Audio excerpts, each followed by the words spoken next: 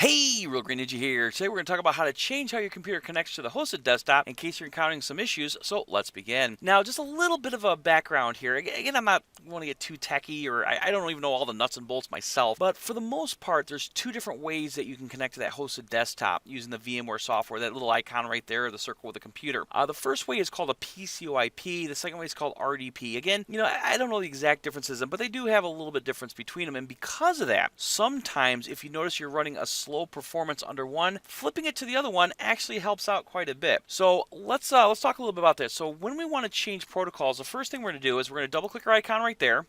It's going to open up our VMware. Let me scoot that over there. There we go. Again, there's that little cloud we all know and love. Double click on that. And then it's going to ask us for our username and password. Now, you'll notice I'm using one of the example ones we have, but I'm going to go ahead and type in password here. Let's see. There we go. And you'll see we have a little computer icon. Now, if we right click the icon, it's going to show us how we're connected, either a PCoIP or RDP, whichever one has a check mark. Again, if you're noticing slow performance, what you might want to do is try the other protocol or try the other option. So we're going to change it from the RDP to PCoIP. Once we do that, we're going to double click the icon like we normally do, and it's going to load up here.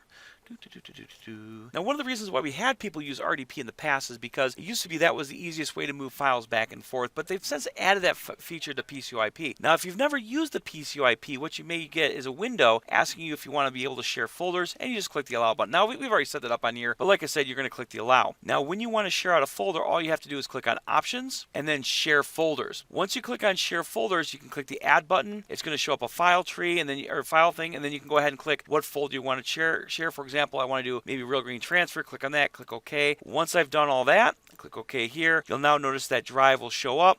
When I go to computer, there's those ones I've shared out. So like I said, if you're noticing slow performance, try doing it and changing the one protocol to the other. Again, with PCoIP, we now can share folders out, and of course, we can double click it, see the contents of it. And of course, if this does happen, we would like at least a heads up on that. So if you do change the protocol, you do need to notice a performance increase.